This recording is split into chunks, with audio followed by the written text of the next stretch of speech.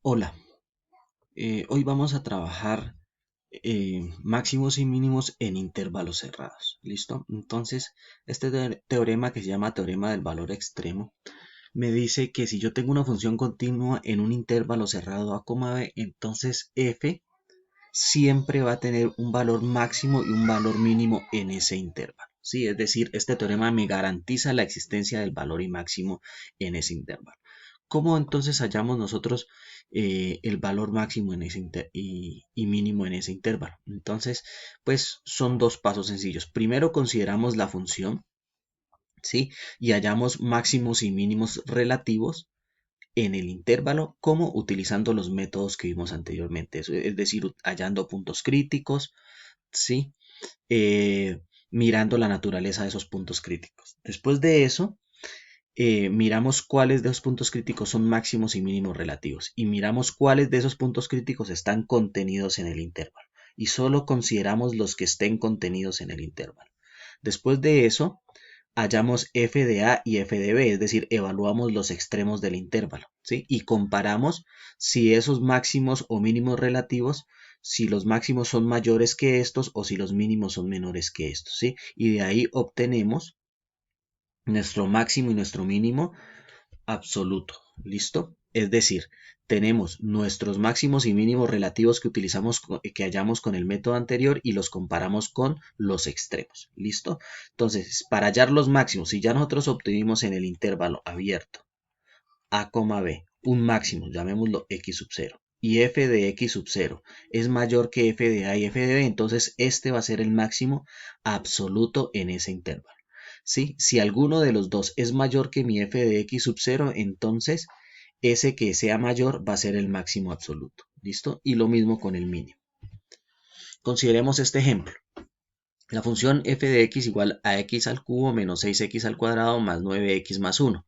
¿Listo? Esto es una función polinomial y vamos a ver hallar los máximos y mínimos absolutos en este intervalo, menos un medio, coma 4. Entonces sabemos que el primer paso es hallar máximos y mínimos relativos. ¿Cómo? Utilizando el criterio anteriormente visto. Entonces hallamos puntos críticos y todo eso. Estos son nuestros puntos críticos f de 1, 1 y 3, ¿sí? Y nos dimos cuenta que nos podemos dar cuenta que f de 1 es un máximo relativo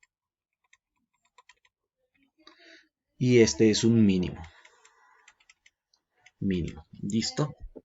Entonces, ya sabemos que esto es un máximo relativo y un mínimo relativo haciendo todo el proceso anterior. ¿Listo? Entonces, ¿qué nos hace falta hacer?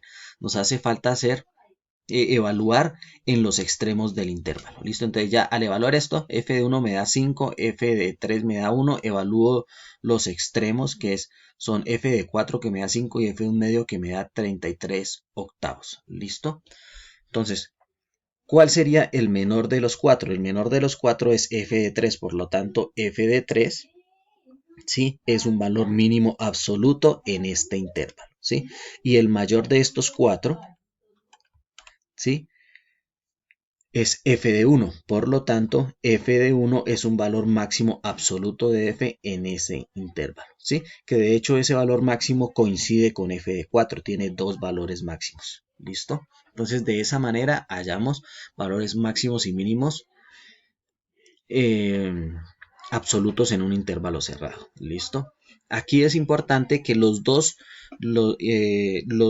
puntos críticos que hallamos están contenidos en el intervalo. ¿Sí? Si supongamos hubiéramos considerado el intervalo 2,4, ¿sí? Entonces este valor máximo, este valor, punto crítico x igual a 1, no lo consideramos porque no está dentro del intervalo. Entonces no se consideraba y solo se consideraban estos tres. ¿Listo?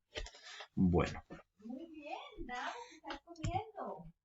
Vamos a ver ahora lo que es la concavidad, ¿sí? Intervalos de concavidad y convexidad. ¿Listo? Entonces vamos a definir primero lo que es una función cóncava hacia arriba. ¿Sí? Una función cóncava hacia arriba, es cóncava hacia arriba si toda recta tangente, ¿sí? Está por debajo de la gráfica, ¿sí? Es decir, si yo tengo aquí una función y toda recta tangente está por debajo, entonces eso es cóncava hacia arriba. Y si toda recta tangente está por encima, entonces es cóncava hacia arriba, hacia abajo, perdón. ¿Sí? Entonces cóncava hacia arriba este estilo, cóncava hacia abajo de este estilo.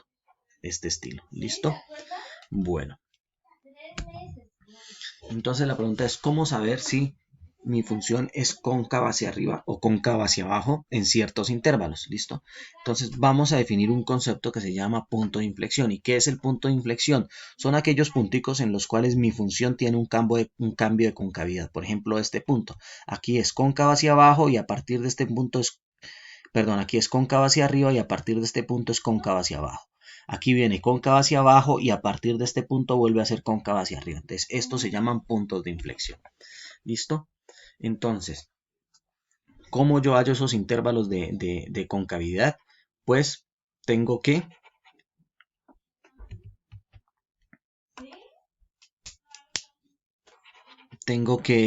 utilizar este criterio de concavidad. Me dice, si yo tengo f y f' continuas en un intervalo abierto, si mi segunda derivada es mayor que 0 en un intervalo, entonces la gráfica f es cóncava hacia arriba en ese intervalo.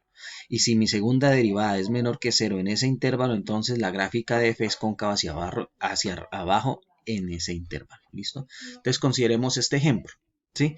Vamos a determinar los intervalos de concavidad de esta función. Entonces, de acuerdo a eso, para poder determinar intervalos de concavidad, tengo que hallar la segunda derivada y mirar dónde es positiva y negativa la segunda derivada. Entonces, tenemos f y calculamos la segunda derivada, que es esto. ¿Listo? Entonces, la segunda derivada me da f' de x, f2' de x igual a x al cuadrado menos 1. Se factoriza eso, ahora tengo que ver dónde esto es mayor, positivo o negativo. ¿Sí? Utilizando el método del cementerio, nos damos cuenta que si tengo esta recta, aquí está menos 1, 1, ¿sí? Mi segunda derivada, f2' de x, me da positivo antes de menos 1, negativo entre menos 1 y 1 y positivo por encima de 1. ¿Listo? Eso quiere decir que antes de menos 1 es cóncava hacia arriba, entre menos 1 y 1 es cóncava hacia abajo y después de 1 es cóncava hacia arriba, ¿sí? En intervalos se podría decir así, es cóncava hacia arriba en los intervalos menos infinito hasta menos 1, unido con 1 hasta infinito, y cóncava hacia abajo en el intervalo desde menos 1 hasta 1. ¿Sí? Nosotros podemos hacer esto gráficamente y me dice así, desde menos, aquí estaría menos 1, aquí estaría 1. Listo, entonces antes de menos 1 es cóncava hacia arriba. Va de esta forma. Desde menos 1 hasta 1 es cóncava hacia abajo. Aquí cambia de concavidad. Hasta aquí. ¿Sí? Y de 1 en adelante otra vez vuelve a ser cóncava hacia arriba. Así. Sí, es más o menos de ese estilo. Bueno.